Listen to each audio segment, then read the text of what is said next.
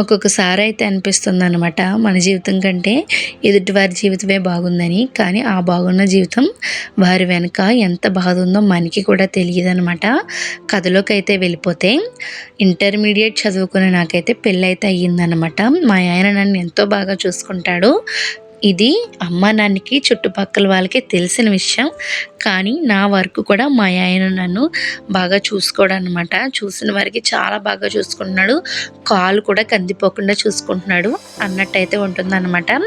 అందరూ ఉండగా వంట అయితే చేస్తాడు. కాలు కూడా కింద పెట్టనివ్వడు.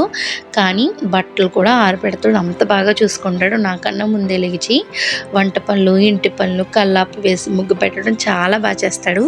ఇవన్నీ చూసిన వారు ఏమనుకుంటారంటే ఎంత అదృష్టవంతురాలో పెట్టి పుట్టిందని అయితే అనుకుంటారు. కానీ నిజంగా నేను పడే బాధ ఏంటంటే తను అందరి ముందు అన్ని పనులు చేసిన తర్వాత ఎవరు లేనప్పుడు నన్ను ఇష్టం వచ్చినట్టు కొట్టి చితక బాది వీళ్ళందరి ముందు నేను నటించాలా, నువ్వు పని చేయవా అని అయితే నన్ను మా వారైతే చాలా ఇబ్బందిగా ప్రవర్తించేవారు అనమాట. కొట్టేవారు కూడా.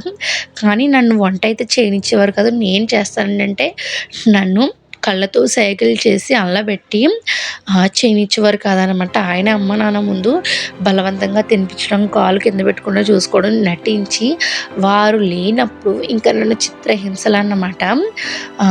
నా తెల్లవారుజామున 5 వరకు కూడా నన్ను బెల్ట్తో కొట్టడం, నోటికి గుడ్లు కట్టేసి ఇష్టం వచ్చినట్టు కొట్టడం, సిగరెట్లతో కాల్చడం, చాలా విధంగా టార్చర్ అయితే చేశారన్నమాట. అంత విధంగా చేసి నన్ను అందరి ముందు ఒక మహారాణిలా చూసుకునేవాడు అనమాట. మీరే చెప్పండి, అందరి ముందు భర్త ఆ విధంగా నటించి ఎవరూ లేనప్పుడు ఆ విధంగా నన్ను టార్చర్ చేస్తే ఎలా ఉంటుందో మీరే చెప్పండి. నన్ను తెల్లవారుజామున 4-5 వరకు గుడ్లు నోట్ కట్టి కొట్టి సిగరెట్లతో కాల్చి నేను 10 సాయంత్రం అయినా సరే కూడా లేవలేని స్థితి అన్నమాట. అలాంటి నన్ను పొద్దున్నే లెగాలంటే ఎలా లెగిస్తాను మీరే చెప్పండి.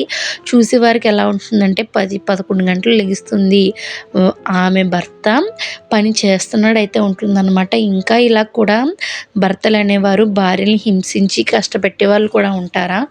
ఉంటే మీరే చెప్పండి. ఎంత దారుణమైన స్థితిలో ఆడవాళ్ళు ఉన్నారంటే చాలామంది బాగున్న వాళ్ళు ఉన్నారు, బాగోలేని వారు కూడా ఉన్నారనమాట. ఒక్కొక్కసారి అనిపిస్తుంది ఇలాంటి పుట్టడం కంటే చావడం నయం అనిపిస్తుంది అన్నమాట. నిజంగా ఇది జరిగిన యథార్థ సంఘటన అండి.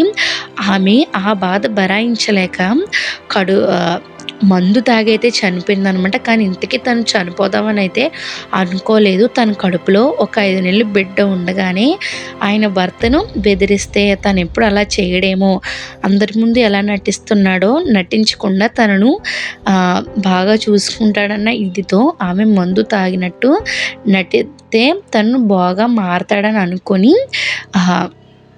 ఒక 2 డ్రాప్స్ అయితే విషం తీసుకుందనమాట. ఫుల్గా మూత కూడా వేసుకోలేదు. తను చనిపోతానని అనుకోలేదు. హాస్పిటల్కి వెళ్తే విషం తీసుకున్నా బతుకుతానేమో అని అనుకుంది. విషం తీసుకుందనమాట. విషం తీసుకుని హాస్పిటల్కి వెళ్ళేలోపే పాపం తనైతే చనిపోయిందండి. ఇలాంటి బాధ ఎవ్వరికీ రాకూడదని అయితే దేవుడిని నేను కోరుకుంటున్నాను అన్నమాట. ఈ స్టోరీ మీద మీ అభిప్రాయం ఏంటో చెప్పండి. అలాగే మీరు ఎప్పుడైనా ఇలాంటి ప్రాబ్లం ఫేస్ చేసినా, లేకపోతే ఎవరైనా ప్రాబ్లం ఫేస్ చేసినా మాకు చెప్పాలనుకుంటే కనుక డిస్క్రిప్షన్లో మెసేజ్ అయితే కామెంట్ అయితే చేయండి. అలాగే మన ఛానల్ని తప్పకుండా సబ్స్క్రైబ్ చేసుకోండి.